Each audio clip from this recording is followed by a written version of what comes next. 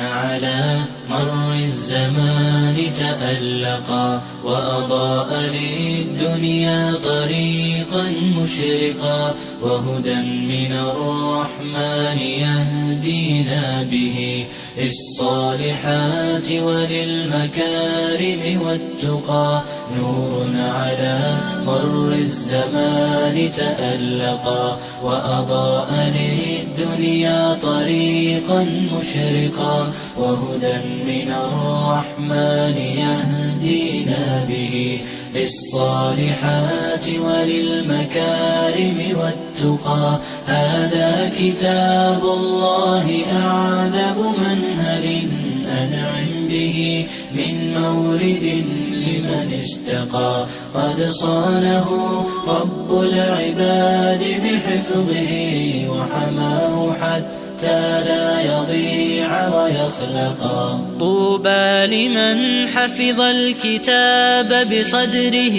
فبدا وضيئا كالنجوم تألقا وتمثل القرآن في أخلاقه وفي سبحانه وتعالى marka labaadna waxaan u mahad celinayaa dhammaan ka soo qayb galayaashii xafladda maanta xafladani maanta ay bishu tahay 26 bisha June bisha Abriil 2017 waxaan isugu nimay xafladdaas oo shahaado sharaf lagu guddoonsiinayo ardaydii dhamaysatay oo xafiday quraanka kariimka ah xafladan oo ah mid ka dhici jiray dugsiga sanad walba waana xafladaha la qabto mid ugu khayrka badan weeye maadaama Ilaahay tabaaraka wa tacaala qowlkiisa iyo kalaamkiisa kor loogu qaadayo waqtiga gabanowgii waxaan doonayaa hadarna inaan gudagalno xafladda waxaynu ku bilaabaynaa xafladda waxa lagu bilowdo waxa ugu khayrka badan oo ah kalaamka Ilaahay tabaaraka wa tacaala waxaana inoo akhriyay arday kamid ardayda qalin jabinaysa waa Sakariya Maxamed Saciid أعوذ بالله من الشيطان الرجيم مثلهم كمثل الذي استوقد نارا فلما أضاءت ما حوله ذهب الله بنورهم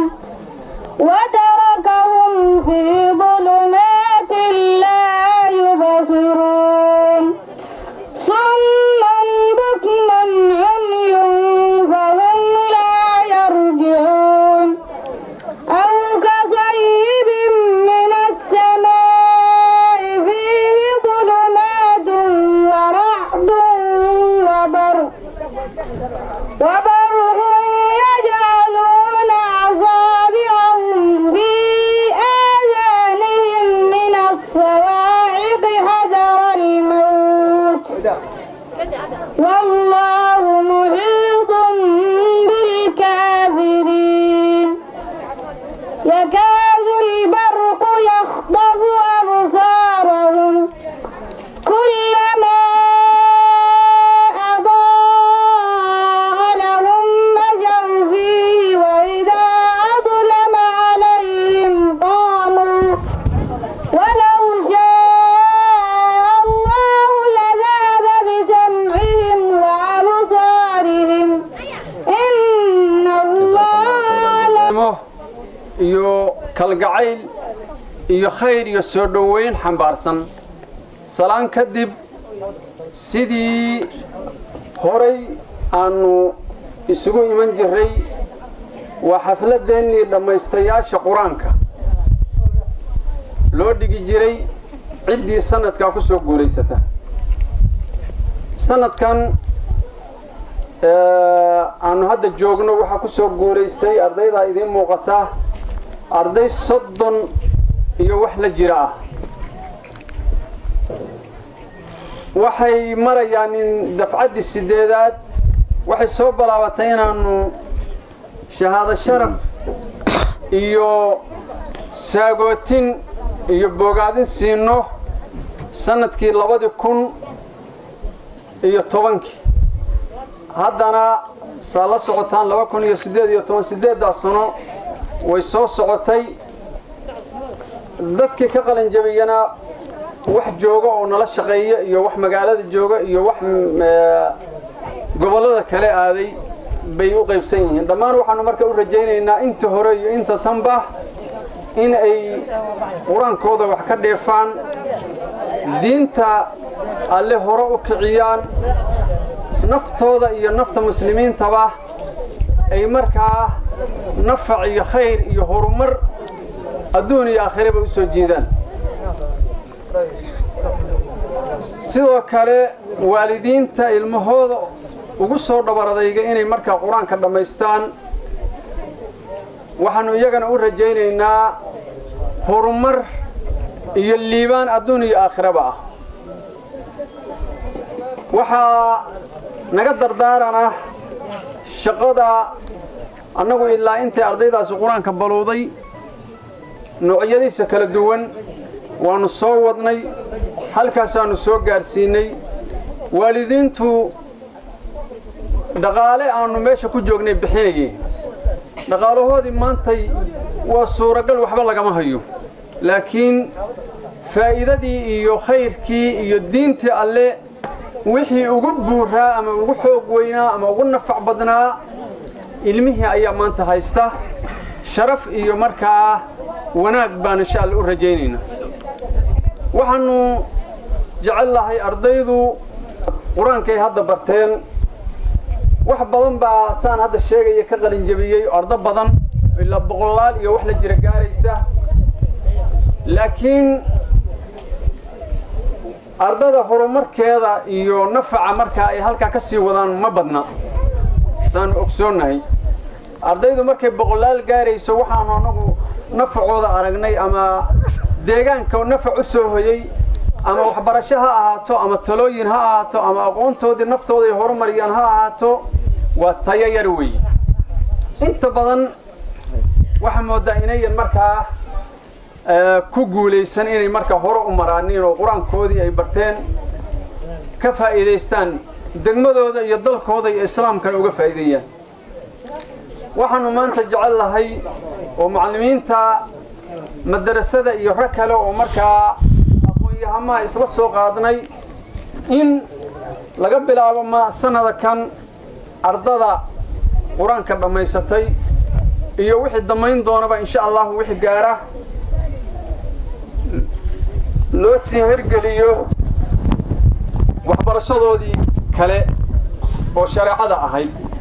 meeshoodana ay ku helaaniin wixii macallimiin oo dhimanna markaa annagu aanu u doonno oo markaa ardaydii quraankii maadaama ay barteen kutubihii kale oo shariicada iyo wixii kale lagu dari karo meeshooda ay kaga haqabeelaan wixii kale insha Allah oo meeshan ka suura gali waaya meeshii kale oo markaa ay ka suura galeysaan insha Allah bay ka doonan doonaan wixii alla ku simo waxaanu jecel lahay insha Allah sidii hore inaanay noqon oo ayan markaa banaanka uga bixin waxaanu aragnay arday badan oo markay banaanka u baxday dadkii aqoonta aan lahayn ka liidatay marka insha Allah kuwa waxaan u rajaynaynaa kuwa yaawga hore ka duwanaada oo shariicadooda meeshooda ku hela inta ay ka waaweynayaan in qofku mar hadduu weynaado oo xilli uu markaa isagu wax kala garan karo gaaro ama aqoon ballaaran uu helo waa suuragal wixii ilaahay hanuun iyo wanaag u qoray inay markaa noqdaan kuwa wanaagsan oo dalkooda iyo diintooda iyo markaa dadkoodaba anfaca aakhiradooda iyo adduunkoodana horumar gaara insha Allah waxaan rabnaa inaanu sanadkan isbedel diimeed aanu samayno insha Allah waana arki doontaa nin waalidiintana waxaan leenahay arinta nagu gacan qabta ciyaalkaas intay quraanka soo baranayeen waa isla soconnay haddana tii ka faahfaahsanayd bay insha Allah u gudbayaaniin insha Allah mar labaad madaxda iyo dadka meesha isugu yimi marti sharafka waan salaamayaa خير بانونا إن شاء الله يسر رجينا أنا في أخلاقه وفعاله فيه الفؤاد تعلقا وتلاه في جنح الدجى متدبرا والدمع من بين الجفون ترقرقا هذه صفات الحافظين كتابه حقا فكن بصفاتهم متخلقا يا حافظ القرآن رتل آيه فالكل أنصت للتلاوة مطرقا يا حافظ القرآن لست بحافظ حتى تكون لما الإسلام لنا دينا وجميع الكون لنا وطنا توحيد الله لنا نور أعددنا الروح له سكنا أضحى الإسلام لنا دينا وجميع الكون لنا وطنا توحيد الله لنا نور أعددنا الروح له سكنا الكون يزول ولا تمحى بالدهر صحائف سدودنا بنيت في الأرض مساجدنا والبيت الأول كعبتنا وأول بيت نحفظه بحياة الروح ويحفظنا علم الإسلام على الأيام شعار المجد dhiman mayso jiran mayso cudur ku heli maayo haraadi mayso gaajoona mayso iska jir baa la yiri waa la imtixaamay geed baa lagu imtixaamay waxa geedkaas ha u dhawaan shaydaan kana iska jir shaydaanka ayaa markii fududeeyay oo quruur ah shaydaankaas oo loo ballan qaaday inuu maarta jahannamo galo usaga iyo wixii raacaba xaalku si kasta ahaatay waynu garanaynaa waa kidiyey jannadana uu ka soo saaray adduunyadan dhibta badan ayaa loo soo saaray laakiin dardaran baa soo dibdhigay dardaran ayaa laga daba keenay waxaa la yidhi nebi aadana uu soco oo adduunyada tag oo hoobo laakiin haddii aad aragto xagaya wax ka yimaada oo risaalo ah ama nebiyaal ah ama kutuba haddaad aragto waa inaad raacdaan oo dacdaan weeye qofkii kutubtaas raaca oo adeeca kutubtaas rumeeya rusushaasna raaca ilaahay subxaanahu wa ta'aala kaga cabsada adduun iyo aakhiraba wuu liibaanaya qofkii maaragta u duburjeediya oo diirka alle ka jeesta oo rusushaasna raacin kitaabta samaawan qaadanna waxa weeyaan adduunkana wuxuu ku noolaanayaa nolol ciriiriya aakhirana wuxuu la kulmayaa cadaab iyo meel uu maaragta ka soo waaqsan karin marka inagu maalinta wixii ka dambeeyay adduunyadan ayay joognay oo laynoo soo saaray jilba jil buu reebayay nebi buu ku dambeynayay nebiyaashu kullu walaalo ay ahaayeen diin bayna ka hadlaayeen diintoona tawxiid bay wada ahaayeen waa inay wada ahaayeen marka diintaasi nebiyaashu soo gaarsiiyeen ayaa loo baahan yahay inaynu qaadanno oo ku dhaqanno oo say tahay ula nimaadno ilaahay subxaanahu wa tacaala aynu uga cabsanno maxaa yeelay maalinta qiyaame waxaynu ku liibaanayno waa iyada adduunyadana waxaa lagu tilmaamay inay tahay beertaasoo qofku wuxuu shaqaysto oo maalinta yowmalqiyaame uu ka helayo dad muslimiin aynu nahay xilliguna waa iska maaragtaa waa yaryahay anigu waan badinhayn ilaahay subxaana wa tacaala cabsidiisa ayaan idinku dardaarmayaa intaa kadib saddex arrimood ayaan rabaa inaan ka hadlo mid ardayda qalin jebinaysa oo qur-aanka xifdiday ayaan u soo jeedinayaa midna waxaan soo jeedinayaa waalidka dhalay ee soo barbaariyey ee u soo dhabar adeegay midna macallimiinta ardayda waxaan leeyahay ardayay maanta waxaad soo gaadheen heer baad soo gaadheen xaflad baa laydin qabtay shahaado ayaa laydin siinayaa qur-aanka ilaahay subxaana wa tacaala ayaad xifdiseen arrintaasu waxay ka tarjumaysaa inaad maanta heer gaadheen ku soo hayey oo intaas oo sano ilaahay uu ugu sakhiray in ay heerkan maanta soo gaarsiiyaaneen waktiga oo gaaban aawadiis ma rabo inaan waktiga qaato keliya waxaan rabaa halkan inaan kaga faa'iidaysto maalmaha kan waxa socda waxa weeye xafladahan iyo isdaba joogay oo dhacdhacay degmada ka dhacay waxa ayna calaamad u tahay heerka aynu waxbarasho ahaan aynu ka joogno oo aynu sanadka soo bandhigaynay hadday diini noqon lahayd iyo haddii ay maadi noqon lahaydba haddii ay mid hoose dhexe noqon lahayd iyo haddii ay mid sare noqon lahaydba dhammaan bulshaweynta reer Baargaal tan waxay markhaati u tahay in aynu tallaabo weyn hore u qaadnay dhanka waxbarashada iyadoo oo ay caqabad badan iyo duruufo badan ay jiraaniin waa ku mahadinayaa dhammaan ciddii ka qayb qaadata waxbarashada oo duruufo adag ku shaqaynaysa midda kaliya aan ku darsanayaa waxa weeye degmada waxa ka socda waxa weeye waxa ka jira waxbarasho dadban wax la yiraahdo oo ah waxbarashada dadka waaweyn cidda la rabo inay ka faa'iideysatona waxa weeye dumarka waaweyn iyo ragga waaweyn oo waxna qori aqoon waxna akhrin aqoon marka maadaama aynu dhinac walba alxamdulillah aynu kaga dhaqaaqno waxbarashadii in midaana xoog la saaro oo lagaga faa'iideysto oo qofkii soo gurigiisa jooga oo haday diini noqon lahayd haday maadi noqon lahayd bay ugu taalo farxad waxa ii ah anigu waxaan u malaynayaa ka soo qaybgalka afraad Daarul Umar inay tahay kan maanta aan imi waa dugsigaygii la igu baray alif waxmale la igu soo balaabay ilaahay baa mahadaalo inaan afar xafladood oo quraanka laga qalin jabinayo aan ka soo qayb galo aad baan ugu faraxsanahay haddaan intaa kaga baxo aad baan waxaan ugu mahadcelinayaa macallimiinta u dhabar adeegtay oo waxa jira iyo baahida jira duruufahan la socdaayo lacag la'aanta iyo dhaqaale xumada ku saburay oo wax ku soo baray dadka aad baan ugu mahadcelinayaa ilaah baa mahad leh waxa kale oo aan u mahadcelinayaa waalidiinta u soo dhabar adeegtay oo soo gaarsiisay 8 sano aanu ka soo qayb galinayo inta saa u soo toosnaa waliba siiba hooyooyinka odagu qiimo badan ma leh min bariis keenan ma laakiin hooyadu waxay sabri daba taagan ilmaha hooyooyinka way ma hadda ilaah baa laakiin waxaan u mahadcelinaa hooyooyinka u dhabar adeegay halka haddaan kaga baxo midda dhalinyarada mid baan leeyahay waxa weeye waxaan u malaynayaa dhalinyarada quraanka kariimka ah ka qalin jabisay waxaan u sheegayaa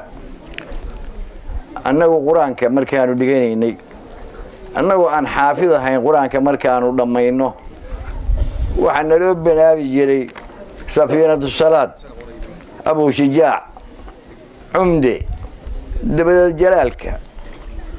arrimahaas baa loo gudbi jiray waxa nasiib wanaaga maanta inuu sheegay gudoomiyuhu inuu sheegay inaadna dibad u baahnayn intii loo baahnaa leedin korinayo oo ahkaamtii meeshiina leedin ku keenay hadii eeba yiraahdo oo aad ku baran doontaan meeshiin naseexana mid baa idin ku darayaayo waxa la doonayaa ragga quraanka ka qalin jabiyayo in culimada ka mid noqotaan hadaad mobile dheer qaataan oo darbiyada habeenkii ku caweysaan dee culimo noqon maysaan horta iska ilaasho noqon maysaan qalin quraankii baa sidan xaamil quraan baa tihiin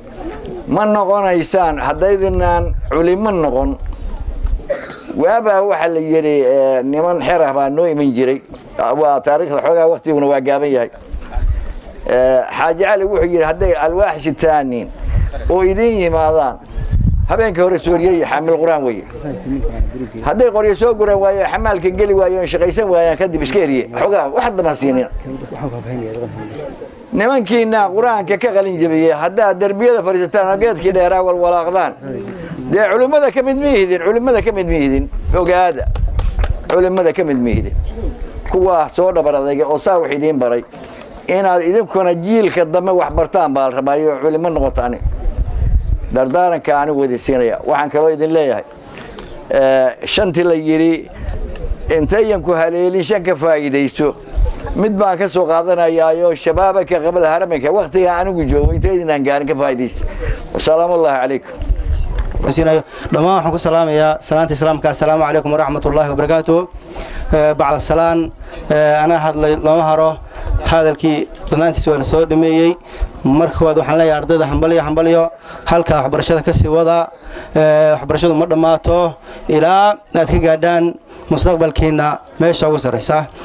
haddaan intaan kaga tago laba kelmadood baan ku soo koobayaa kelmad waxaan leeyahay waalidiinta kelmadna waxaan leeyahay maamulka madrasada haddaan ku horantay maamulka madrasada waxaan soo saardheen jiilkaasoo ka turjumaya deegaanka baahida waxbarasho deegaanka jidha waxaa la doonayaa inay halkaa ka sii wadaan u dhawar adeegteen horena u soo wadeen halkaa ka sii wadaan maadaama cawil uu ka dhawaajiyey inuu furaayo ama bilaabayaan sanadka iyo wixii ka dambeeyaba ardayda ay gacanta ku haynayaan oo ardaydaas noqon doonaan arday meesha lagu baro waxbarashadii diiniga ahayd qaybaheeda kala duwan marka aad baan u soo dhaweynaynaa dhallinyar ahaan ta kale haddaan ku daro ururka dhallinyarada degmada baargaal iyo culimmada degmada baargaal sanadka waxay wadaan inay qabtaan tartan qur-aan oo degmada laga qabanayo magaalada gaar ahaan una dhexeeya dugsiyada qur-aanka tartankaasoo lagu tartansiin doono dugsiyada magaalada ka jira 30 jis 10 jis 15 jis iyo 5 jisba taasna goobjoog baan ahaan doonaayo waa laga soo wada qayb doonaa insha Allah maalinta gabagabada ayaan xaflad u qaban doonaa nooc kan oo kale ayo maadaama kalaamka Ilaahay uu yahay kor loo qaadayo taasna waxaan rajayn doonaa 10 ugu dambeysay Ramadaanka inay qabsoonto haddaan taan inta kaga imaado waalidiinta hal baan leeyahay ardayda tan u soo dhawaad adeegteen aad inta wax soo bareyseen waxa la doonayaa inaad juhdi badan gelisaan oo maanta dhalinyaradu waxay u bateen inay darowad noqdaan darowad oo ka baxaan waxbarashada ka tagaan maxaa sabab marka laba siyaabood marka ardaydu ku tagaan waxbarashada kaga tagaan mid waxa weeye waa dhaqaale darro waalidka soo la soo digsoonada taas waxa dhigi kara waalidku u dhawaad adeego maadaama dimaantay adduunku marayo yaa aqoon leh yaa cilmi leh ta kale ardaygu waxa kaga tagaan waxa weeye ardaygu aan ahmiyad siinba waxbarashadii oo u jeeda ciyaaraha kan iyo lahwiga iyo suuqa kan iyo u jeeda waxa kan niyad baan aan u haynba marka waalidiinta waxaan leeyahay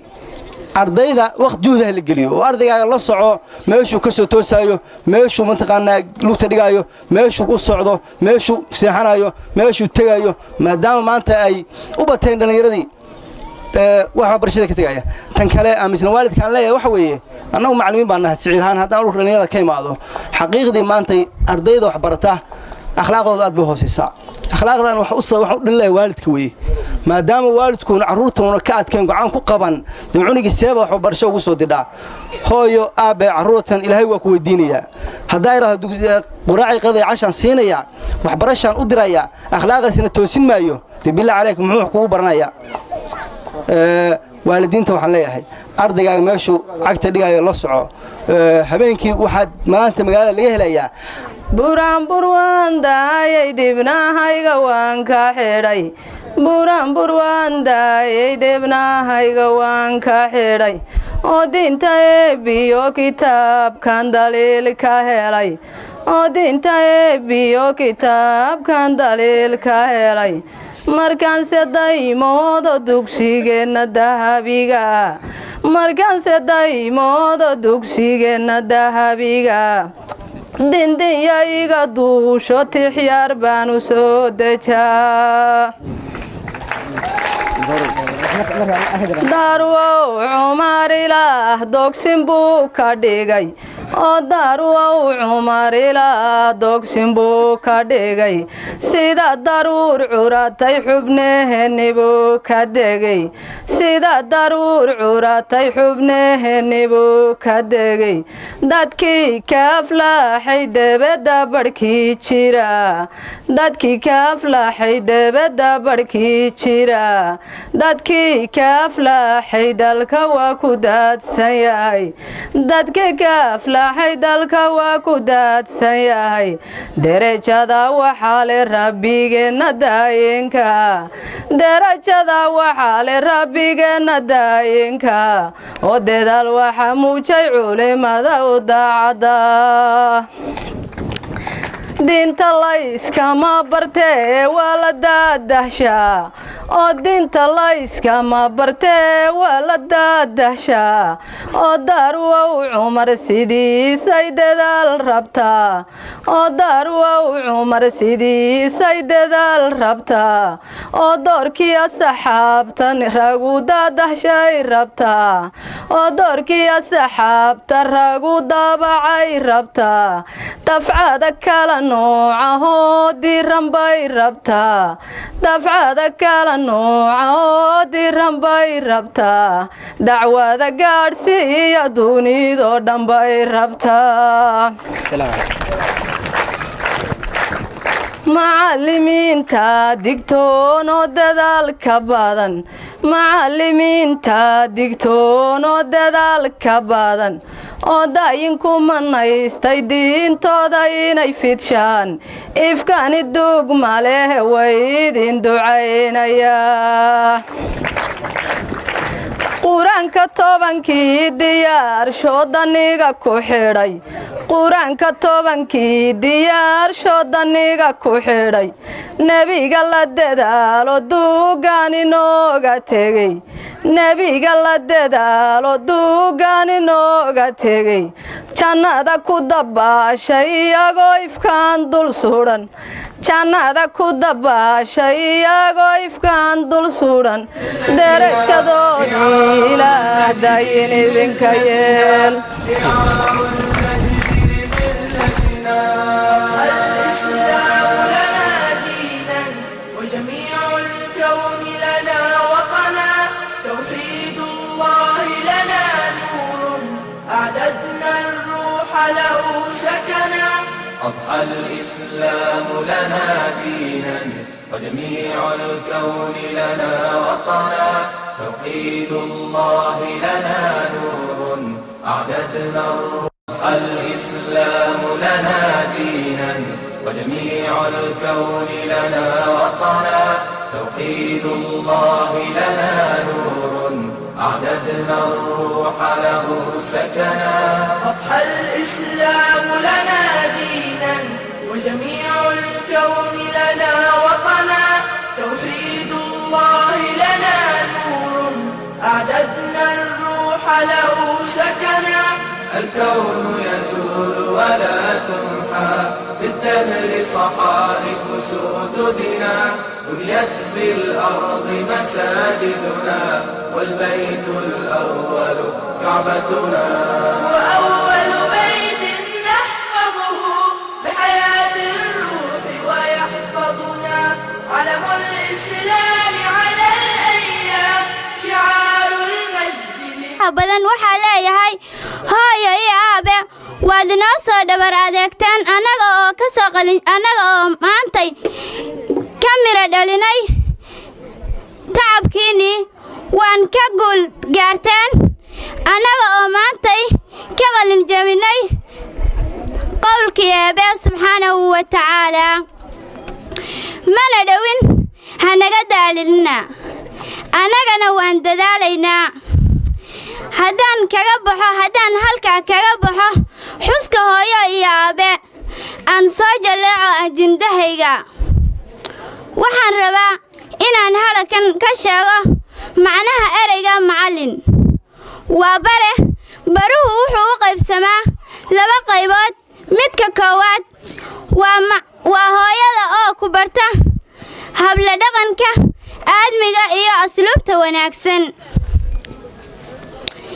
midka labaad waa macallinka oo ku bara aqoontu waxay u qaybsamtaa laba qaybood oo waaweyn diini iyo maadi diiniga oo asalkeedu yahay qur'aanka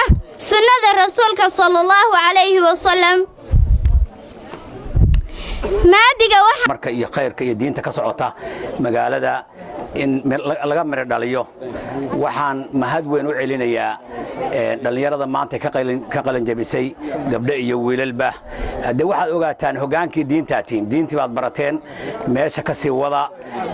bari jiilka hadda culimadan hadda inay ka soo saartay khayr allaha siiye macallimiintiina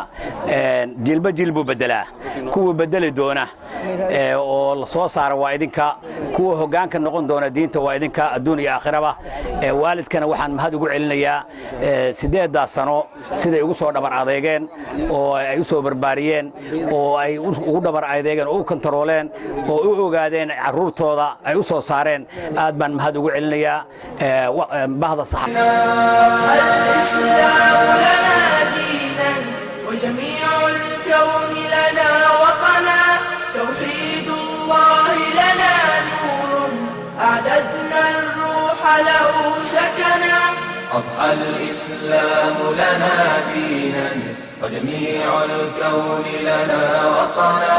توحيد الله لنا نور أعددنا الروح